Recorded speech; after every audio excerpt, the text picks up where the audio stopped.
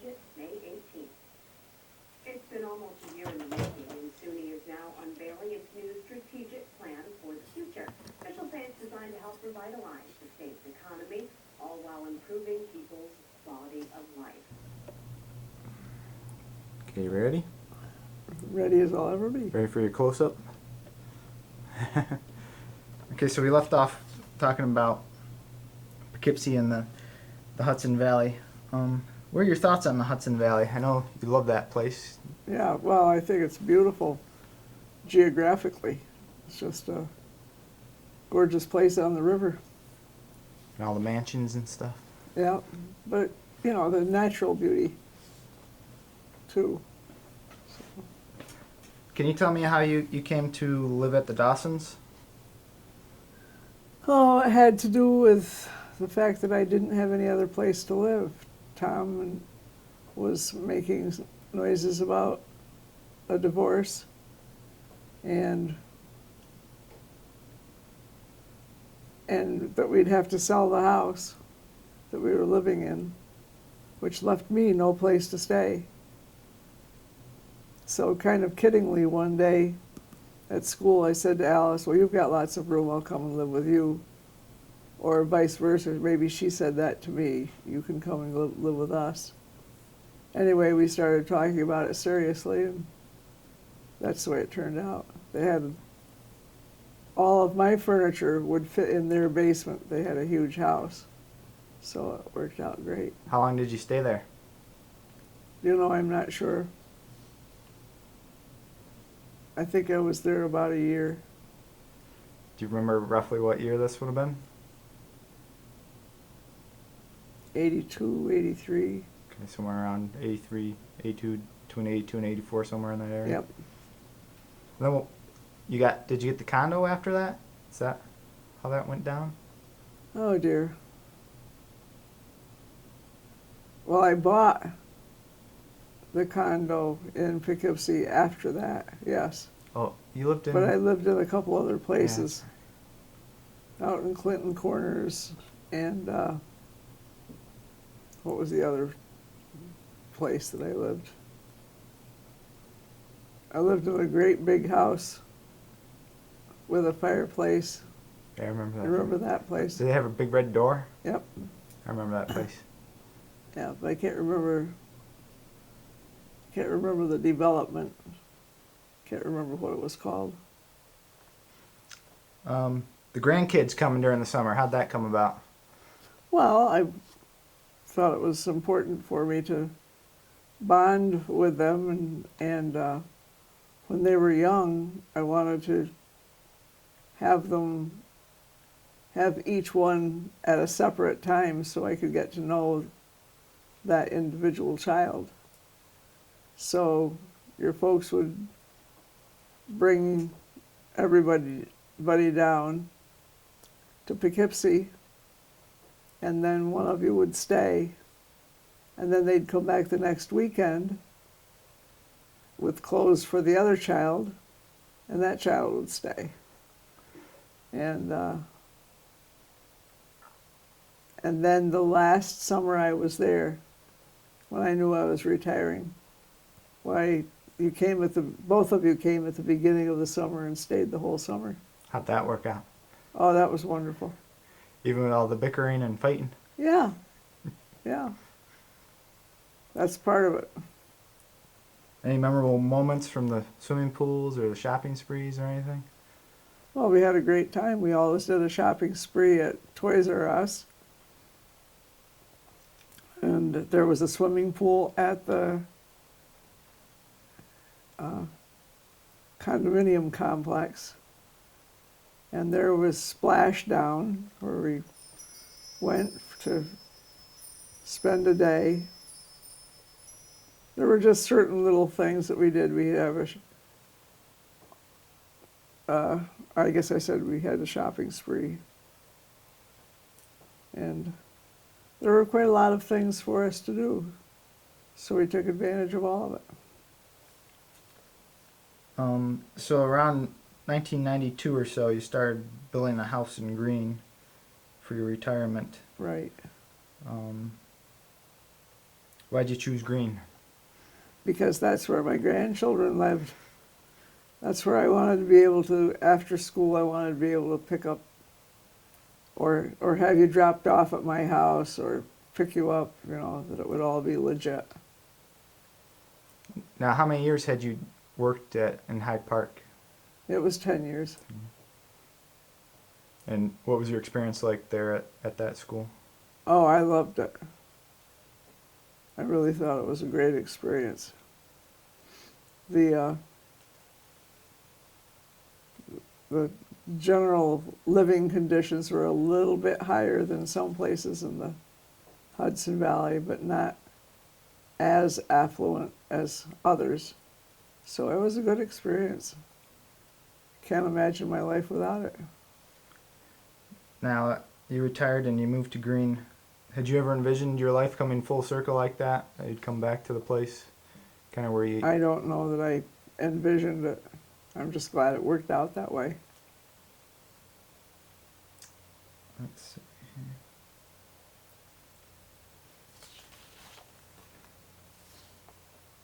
So you moved to Green, and then remember all the stuff you do with us kids? Do you have any fond memories of those times you'd like to share?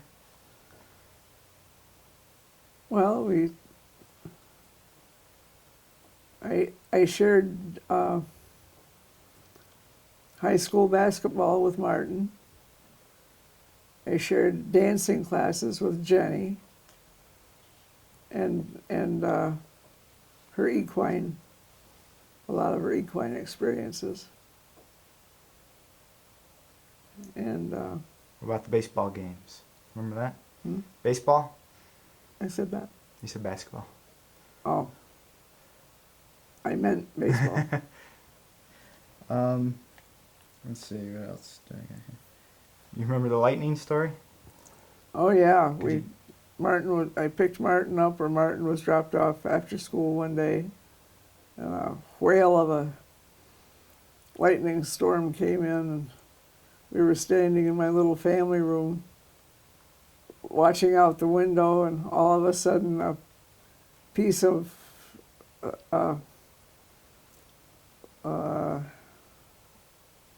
light pole came traveling across the the space and hit the side of the house. Boy, did we jump. Woo-wee.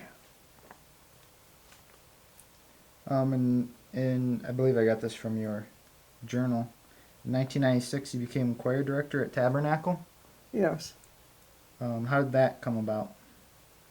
Well, my friends, the Halls, were members of the Tabernacle Church, and they were in need of a choir director, and they asked me to post for it, which I did, and got that job. It was a good job. I mean, I worked hard, very hard. I had the adult choir, the children's choir.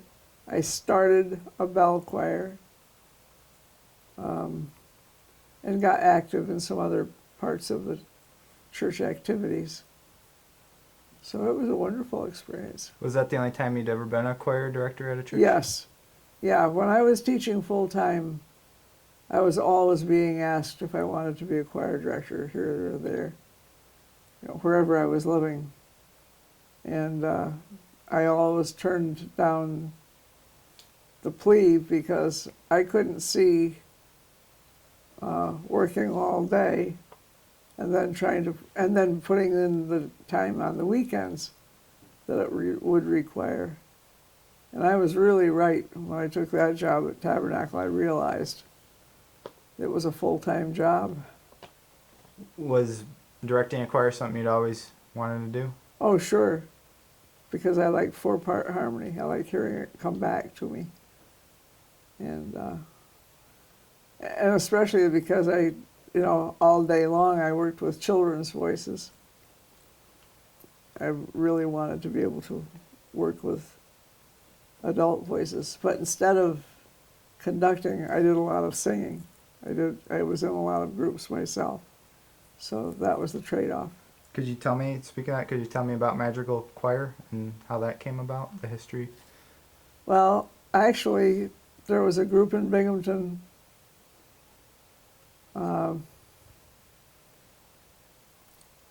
The first group that was active was called Motet Singers. And I sang with that group for quite a while. And they asked me to, when the director got ill, they asked me to take over that. So I did that for a couple of years.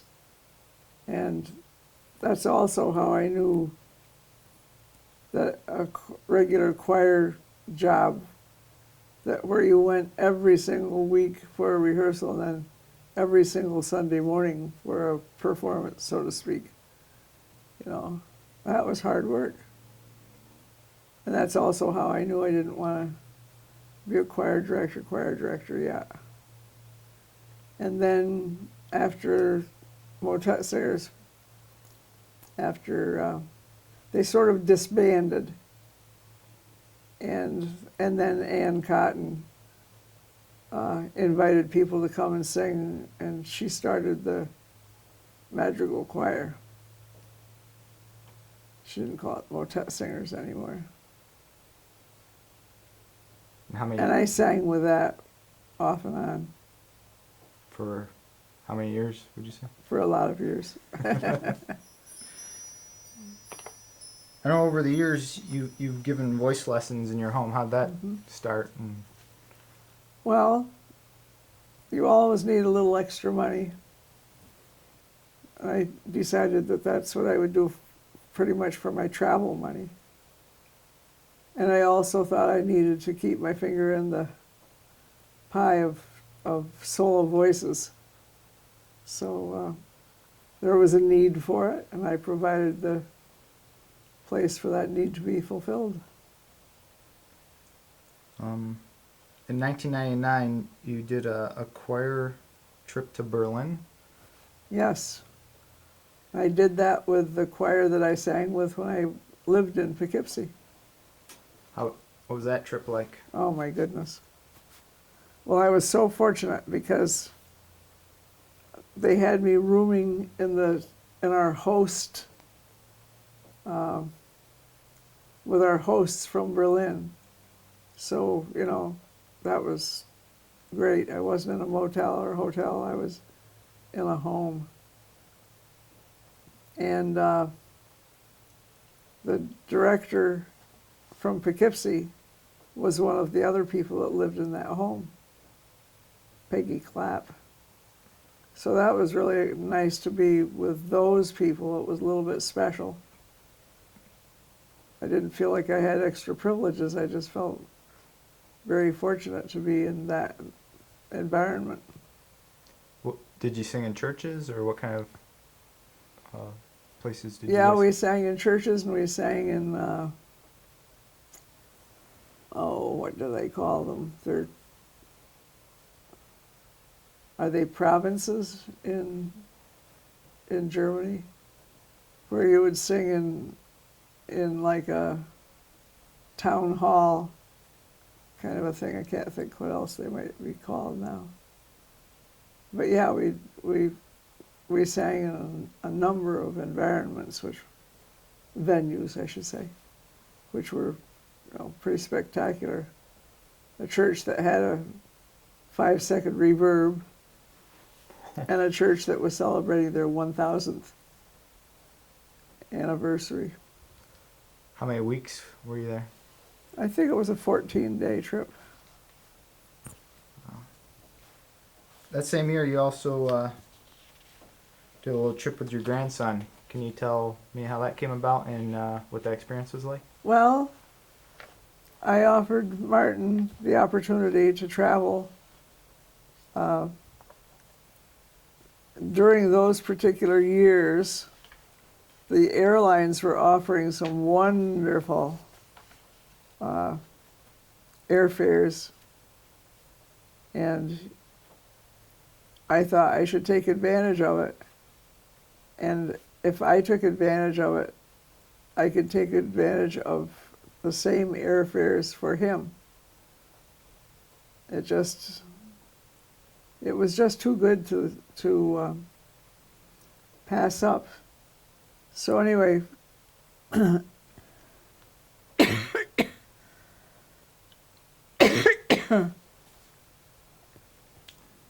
I set up I contacted my relatives who lived in other parts of the country and set up a trip that would include places to stay with them, plus things that Martin was particularly interested in, and gave him a trip for that was his graduation gift. And I'll never regret it. So in the ensuing years, your kids or the grandkids went off to college. What'd you think of them going to college and their future? Oh, I was excited. I thought it was absolutely the thing to do. I didn't want them to miss out on that experience. What'd you think of your grandson going to your former alma Well, mater? that was really exciting, you know. I was sorry that it didn't work out better because I thought they had a better educational system than it actually turned out to be. But I was in music and he was in a completely different field. And I hadn't taken all of that into consideration when I got so excited about us going. But I'm still glad he went. What'd you think of Jenny going to St. Andrews in North Carolina? Oh, I thought that was good. Yeah. I guess She was in equestrian studies or whatever, you know. It didn't turn out to be exactly what she wanted, I guess, but that's all right. You still get an education, I think. And she had some adversity. I mean, she had some roommates that weren't necessarily shy.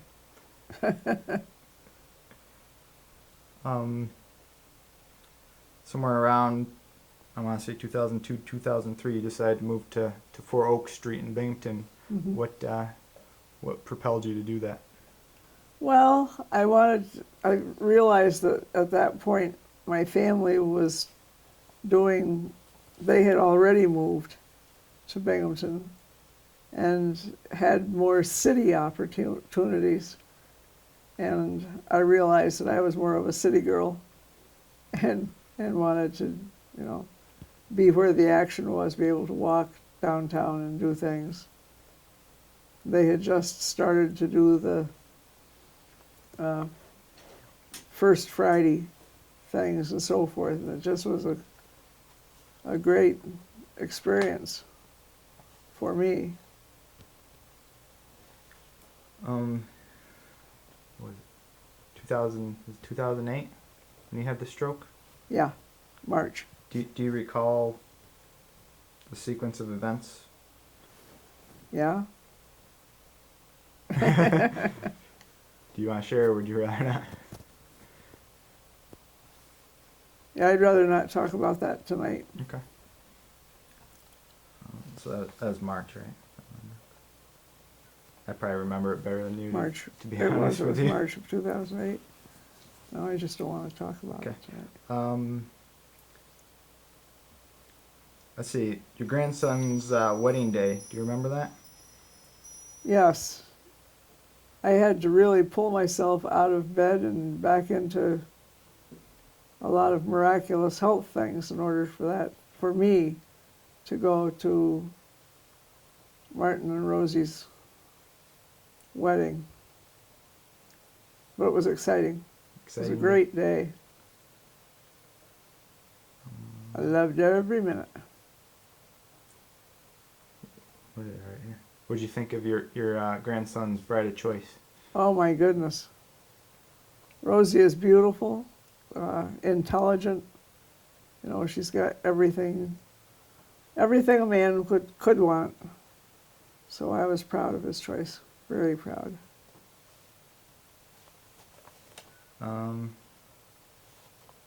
Let's see. Next question is about the cancer. Are you comfortable with that? No, I'd rather not talk about it tonight. Okay. Let's sort of save all of the health problems, questions for one time, maybe. Okay. Let me just stop this for a sec. You've always had a passion for sports. Where did that come from? I don't know. I was always very active as a child. You know, there weren't, in school you didn't have organized groups. You just got out and played. You know, that was just what you did.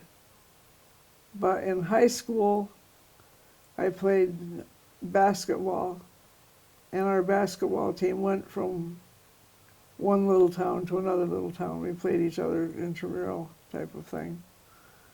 And so, I mean, I had that kind of an almost formal background. But I've just always enjoyed sports. My dad listened to Friday night fights. You know, so I was used to settling in front of the radio to listen to that type of thing.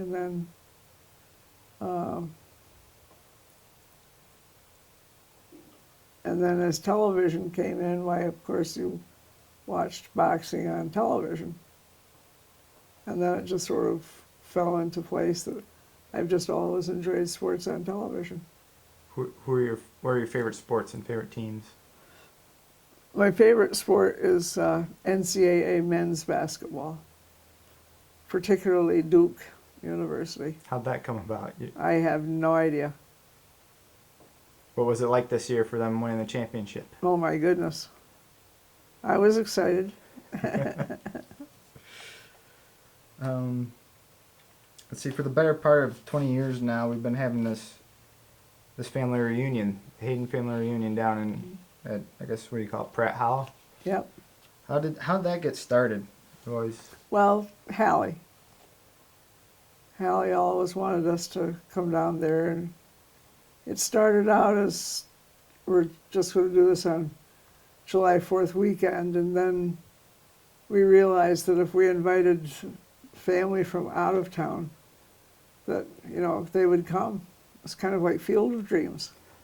And so that's what we started doing, making it a more formal invitation for everybody to come and share a meal and share a day and share some fireworks and have a great old time. So would you say the first kind of one must have been like the 60s or something? Or Yeah. then it just became an annual thing, I want to say around the 80s? And then it sometime? just turned into an annual thing. That's cool.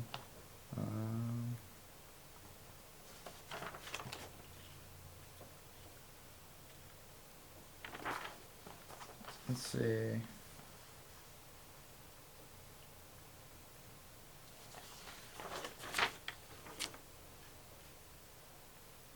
Oh, I got one that's classic.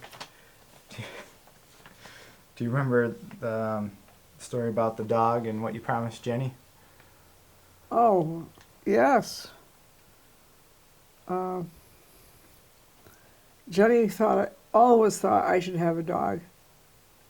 And every time she would ask me about it, my stomach would just plummet because I knew I would never have a dog. I shouldn't say never, but I really couldn't promise her that I would have a dog. I just didn't have it in me. And I can't remember how old I was the first time. Do you have it written down someplace? I don't know. I know that went on for years and years. Yeah. I'll say that when I told her, I said, oh, not this year. When I'm 65, I'll have a dog. Well, I finally reached 75, and I said, oops. Well, I guess when I get to be 70, I'll have a dog. And then, of course, I never did have a dog. She sure was after me. It was cute, really. You always said when you became an old lady, you'd wear purple. Where'd that come from? That was from a poem that, and I can't even remember the person who wrote it, but my friend Duna gave me a book, and that was the title of it. When I am an old lady, I shall wear purple. And it was from one of the poems in the book. It was about aging and so forth. That's how it Just started. Can you tell me about your faith? Yes. I think I've always had a lot of faith. I think my faith has brought me through some things that unimaginable things, especially after my stroke, which I'll get into in another session. But you know, if you believe enough in a being that's greater than you, I think things will happen that you never expected would happen. And that's what I do. Since this illness, I've had a greater time holding on to, not so much holding on to beliefs, but praying about my beliefs. Where before, like every other, not every other word, but every other thought was a faith thought. And I'm having a problem with that now. But I don't think I have any less faith. That's interesting. I think it's just where I am, because I wasn't expecting to go the way I'm going, so to speak. I don't have any, I'm not doing any God blame or any of that kind of thing. That's not what's going on. It's kind of confusing, actually. But I do have a lot of faith. I just believe that there is a God. I believe that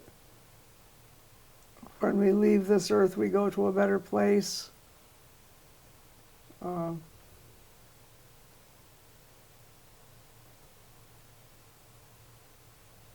not sure tonight what else I do believe, but I believe. Do you think in a way, in some weird way, that it's a blessing like this because you have an opportunity to say goodbye? Absolutely. Absolutely. I sat down with Paul. Maybe I should reword that. Paul sat down with me yesterday. Paul is the rector of Trinity Episcopal Church, and we talked a lot about my memorial service. And we could get pretty specific with a lot of things, which a lot of people never get to. Mm-hmm. Never. I mean, that's just not what the majority of people do. And it's kind of sad, really. That's why I think the earlier you talk about it, say as a couple, or think about it as a person and put it in your computer, some of the things you're thinking about that you would like to have happen after you go. Plus, you were able to have like the celebration of your life a few weeks ago with everybody there. Yeah. And then have another one after I'm gone. You know, with scripture and more specific music and people to ask to talk about your life. Could you tell me about coincidences? Oh, I say very often that there aren't coincidences. That what we think is a coincidence is an incident with God present. You know, it's a God incident, not a coincidence. I like that. Do you have any kind of life philosophy you've lived by all these years, or? I don't know that I could say live one day at a time. I mean, that's what a lot of people say they've done. But I'm not sure that I've actually lived that way, because I don't. I just don't. I don't know. It's fair. Do you have any regrets? I have a few. But then again, too few to mention. Actually, I probably can say no, because I think some of the things that I did that might be regrets, I had to go through in order for me to get to the next plateau. That's interesting. You feel like you have any unfinished business? Yeah, I never got moved in here. That's true. Is there anything you would? No, I can't. I guess I've finally realized if you can't do anything about it, don't worry about it. You know, don't put your head there, because it wastes your time. And if you ever wanted to do something about it, by worrying about it, it just makes it worse. So. Do you think there's anything you would have changed or done different in your life? Probably, but I couldn't tell you what right now. Looking back on your life, if you had to pick one day as the best day, what would you say was the best day? That's a deep That's one. heavy duty.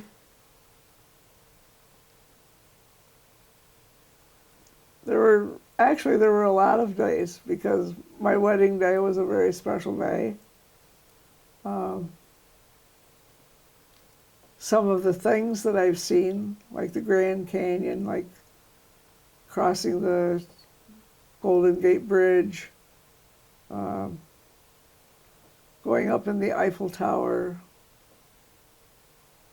You know, there have just been some marvelous things all around the world. Don't forget your son being born. Pop's being born. Oh, yeah. I know a lot of people say that's typically the best day of their life. It's when they have their When they have their first child. first child.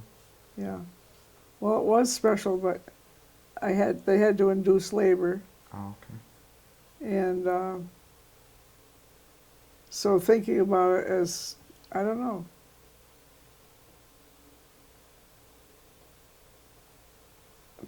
And part of the reason I'm having trouble with this is because of your grandfather having died at such a young age. And that Marty and I have been a team. Mm-hmm. You know, sort of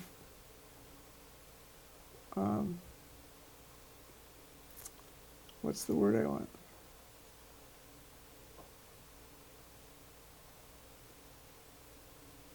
Well, there's no question in my mind that he wasn't one of the most important things that ever happened to me. You know, all you have to do is look at these 2 illnesses I've had. You know, my goodness.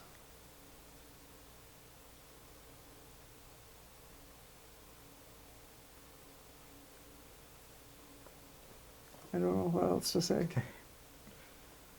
What would you say was the worst day of your life? Oh, that had to have been when Marty died. Yeah. I kind of figured, but asked anyways. Would you say it was a good life, all in all? All in all, absolutely. And I've said this many times when I would get ready to go away, and we'd all get sort of teary-eyed. And I say, don't forget, I've had 70 whatever years. If I don't come back, if I don't make it, it's okay. Who's your greatest musical influence? Actually, it was a music teacher that I had back in 7th grade. I knew I wanted to be a music teacher. That had to have been the greatest influence. Do you remember the music teacher's name? Yep. It was Betty.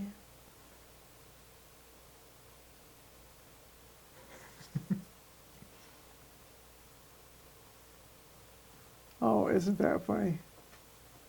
If I hadn't thought about it, I would have just said it was Betty Duvera. I might be able to fill that blank in for you Okay. later. Where'd your love of art come from? Just being exposed to it. What was like your first exposure? I can't imagine being in Nicholson you were exposed to much art. That's right. Yeah, when I got out in the world a little bit, and I don't mean worldly, but just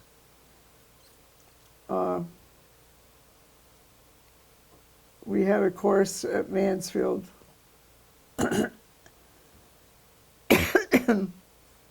I think was called something like Western Art or something, and we had to buy a book with all of these pictures of art, whatever kind, whether it was paintings or sculptures or whatever.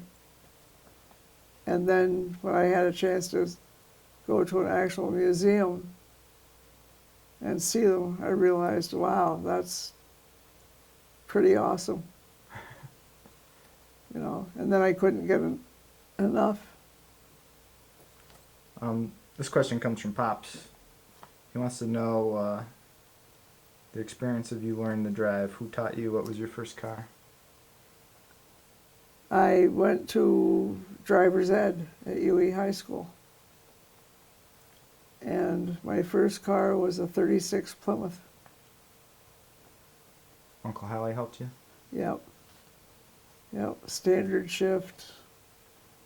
Man, oh man, oh. What It was old, was that like learning to drive? but it was affordable. Was it scary learning to drive for you, or? No, I don't think it was scary. It was. I had to have wheels because of where I taught. That's what that was all about. Over the years, you've taught a lot of people, had a lot of students. What did all those students mean to you? Oh, I had wonderful students. They taught me more than I taught them. I mean, there's just no question about it. Especially after Marty, well, I was going to say especially after Marty died, but that's when I started teaching at the high school, and 2 weeks later he was dead. And it was such a major shock. But my students were the ones that held me up. I mean, they just came in my room at the high school, had lunch with me. They liked to talk with me.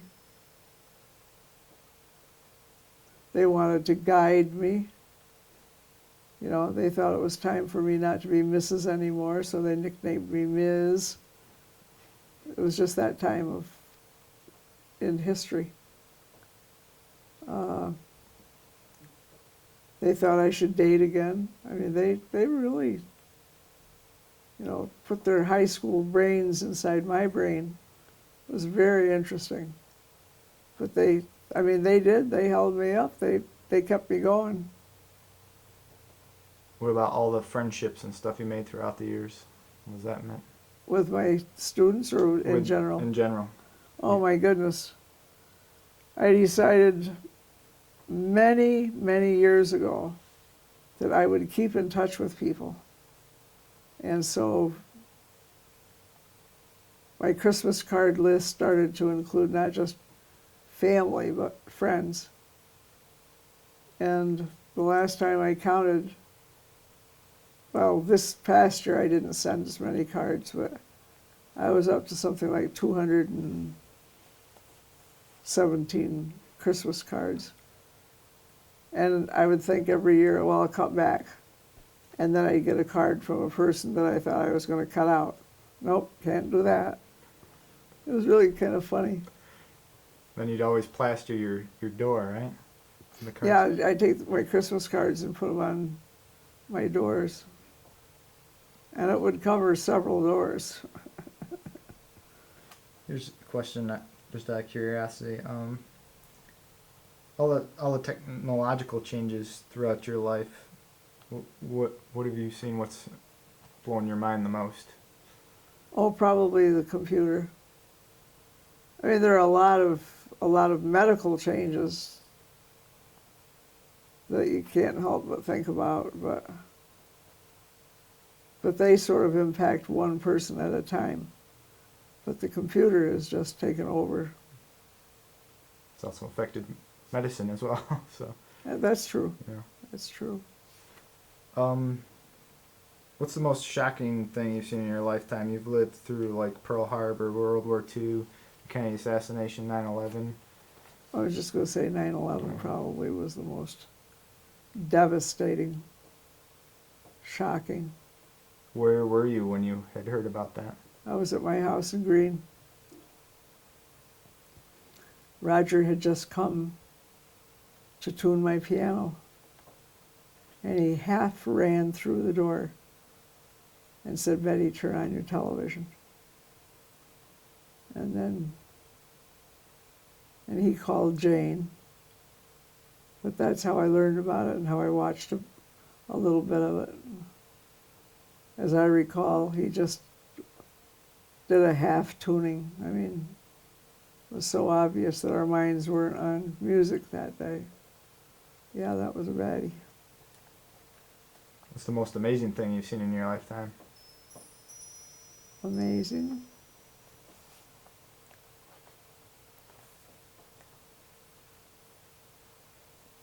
Huh. I don't know. Is there anything that's just totally blown you away? Yeah, but I can't think of it tonight. This kind of falls onto the previous question. Do you think the world is better off now today than on the day you were born? Or is it worse? Well, that's hard to say. I don't understand all the bad stuff that's going on, how people can treat each other the way they treat each other. That's a hard one to answer. Let's come back to that. Okay.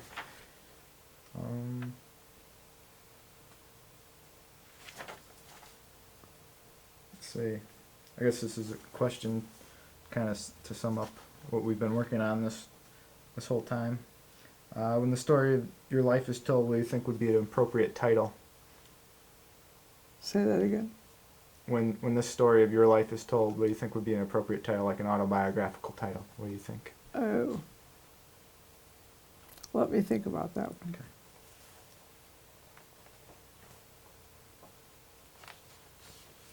Getting old tough? Yes. Okay. Any other thoughts? What do I usually say? Life is, oh, come on.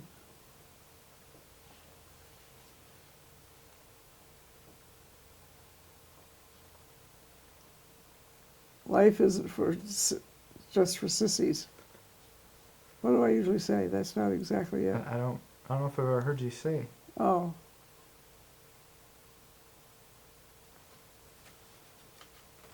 Something about life. getting older isn't for sissies. That might be a good name for the story. That might sum it up.